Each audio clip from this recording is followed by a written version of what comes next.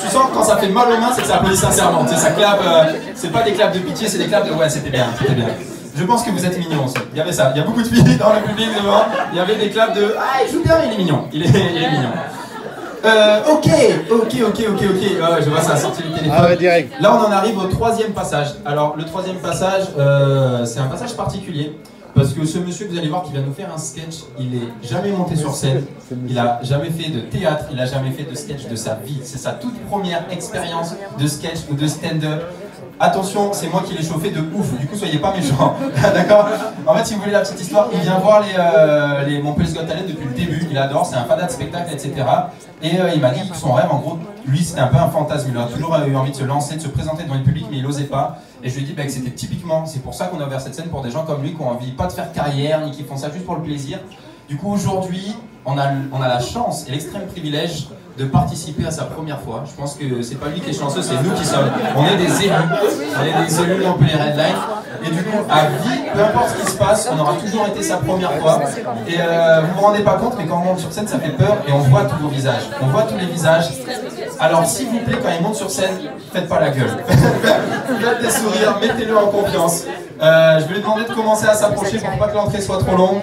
Mesdames et messieurs, un maximum de bienveillance, on rigole, on se force, même si c'est pas drôle. Un maximum de bruit pour Steph!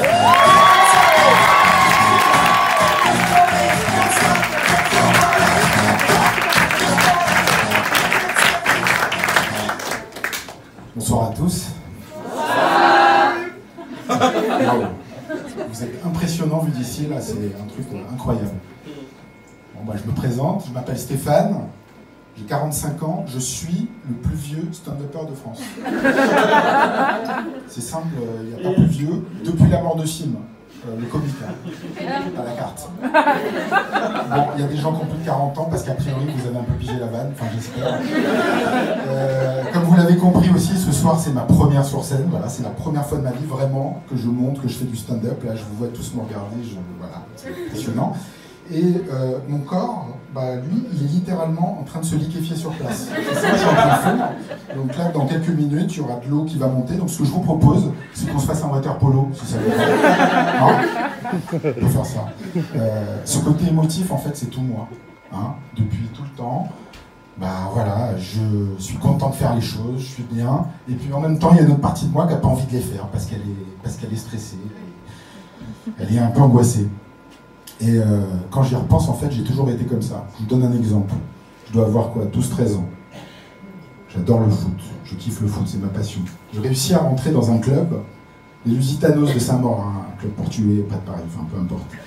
Et là, je passe 3 mois, mais de rêve. Tous les dimanches, assis sur le banc de touche, à regarder les copains.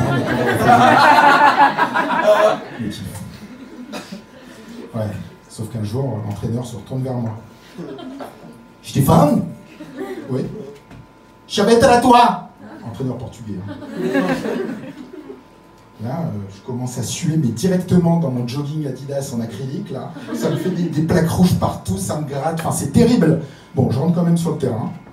Et là, au bout de 2 minutes, il y a cet enculé de Delgado qui me fait la passe. Je vois le ballon arriver. Vous savez, comme au cinéma, une scène de ralenti là. Le ballon arrive. Attends, j'ai pas supporté, j'ai arrêté le foot. Sauf que depuis, le truc me poursuit, mais comme une malédiction. C'est simple, hein. Sous prétexte que je suis là, eh ben les gens, ils veulent que je participe, que je fasse des trucs. Exemple, mon patron. Alors lui, quand je me taffe, bah, le mec, il veut que je bosse. Okay. Mes gosses, mes enfants, hein. Ouais, j'ai des enfants. Bah eux, c'est simple, hein. Sous prétexte que je suis leur père, ben les gamins ils veulent que je m'intéresse à eux. Attendez, mais qu'est-ce que j'en ai à foutre, moi, d'aller faire du vélo au parc, de jouer au Monopoly, ou de faire réciter une poésie parce que demain matin je vais me faire interroger. J'en ai à foutre, moi. Et même là, je vais vous dire, le truc me rattrape, je le vois dans vos yeux. Je te vois, toi, hein. Toi aussi, hein. Hein, vous êtes venu au Red Line, passer une soirée sympa, donc vous me voyez sur la scène, vous avez envie que je fasse un truc. C'est ça?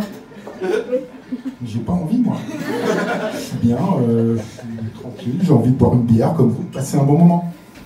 C'est tout. Alors vous allez me dire, ouais mais Stéphane, enfin, tu comprends dans la vie, ce qui est important, mais c'est de participer enfin. Mais je vous ai rien demandé, moi, en fait. Rien du tout. J'ai pas envie de participer, moi, je veux juste être là, tranquille. Ouais. Enfin, de toute façon, aujourd'hui, je me suis fait à l'idée de ça. Je vais vous dire, même avec ma femme, ma propre femme. Ouais. Alors moi, je pensais qu'être marié, ça suffisait. Bah non. Non. Attendez, non, ça lui va pas. Elle aussi, elle en veut plus. Hein, alors en plus, elle a été maline, elle a joué crescendo. Au début, elle m'a demandé un truc. Putain, j'ai oublié le truc. À chaque fois, je l'oublie. Merde. Je voulais vous le dire, pourtant, je l'ai sur le bout de la langue.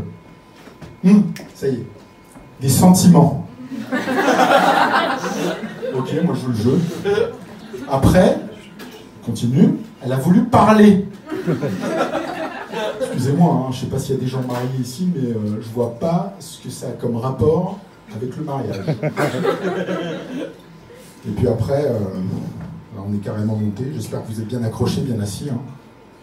Elle a carrément voulu qu'on fasse l'amour. Ouais. Et en fait, là, j'ai pas réalisé, mais j'étais pris dans une espèce d'engrenage. Elle a voulu des gosses, une maison, un chien, un cabriolet, un amant et me quitter. Non mais tu comprends, Steph, aujourd'hui je sais vraiment plus où j'en suis. Tu vois, je suis complètement paumé. Hein. J'ai l'impression que je t'aime toujours, tu vois, mais autrement. Par contre, il y a un truc qui est certain, hein, mais ça c'est sûr, c'est que tu pourras toujours compter sur moi. Au fait, je sors ce soir, t'as pensé à faire plein de la voiture? Alors là, moi qui veux juste être là, sans participer, hein, être spectateur, bah ça va bien au-delà. Hein. Je deviens le spectateur de ma propre vie. Le truc, c'est incroyable. C'est simple, ma vie, bah, c'est Netflix. D'ailleurs, en parlant de Netflix, en ce moment, je suis sur un truc incroyable. The Rupture, saison 1. Je sais pas s'il y en a qui regardent, mais le truc, c'est incroyable. Les mecs qui écrivent des séries comme ça, mais je sais pas où ils vont chercher des idées hein, comme ça. Ils sont complètement tordus. Des malades. Après, je suis pas sûr qu'il y ait une saison 2. J'ai appris que le réalisateur, sa femme venait de se barrer. Alors c'est vrai que je suis dans le truc parce que moi, à chaque fois que je regarde une série, je suis complètement immergé dedans. À l'époque de Casa de Papel, je me souviens à chaque fois que j'allais à la banque, et à chaque fois, je repérais le nombre de caméras de sécurité, les angles de vue, je contrôlais les allées et venues des gardiens, je regardais les issues de secours, j'étais dedans quoi. J'ai eu ma période aussi Grey's Anatomy. Vous connaissez Grey's Anatomy? Alors c'est simple, moi pendant Grey's Anatomy, bah, on m'appelait docteur, j'étais chirurgien.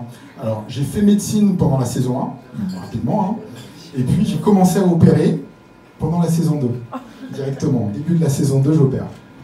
Après ma copine de l'époque, elle s'en souvient encore.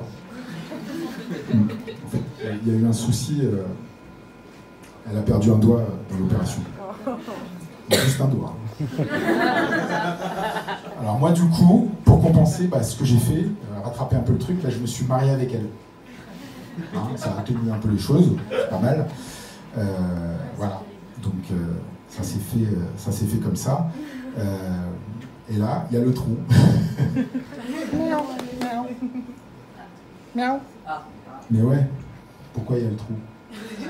Je sais pourquoi il y a le trou. Parce que je suis un peu stressé. Je ne vais pas pouvoir rester longtemps, il faut que j'aille lui mettre le plein de la bagnole là, parce qu'elle sort ce soir. Bon, je vais bientôt vous laisser. Mais ce que je voulais vous dire quand même, c'est que dans cette histoire de rupture, et dans toutes les histoires de rupture, il n'y a pas que du négatif. Moi, par exemple, bah, dans cette histoire, je me suis vachement rapproché de Minou. Alors Minou, c'est ma chatte. C'est une grosse chatte toute noire, un poil très court. Alors c'est simple, hein, quand il y a d'autres chats pour la reconnaître, il n'y a pas de problème, hein, c'est celle qui se caresse tout le temps. Et dans cette histoire, bah, Minou et moi, on s'est vachement rapprochés, donc elle me tient compagnie. Et puis surtout, c'est le soir, hein, elle vient dormir près de moi, ça me fait de la compagnie. Et puis avant de m'endormir, bon bah, ça me fait toujours une petite fourrure à caresser. C'est tout pour moi. Merci beaucoup.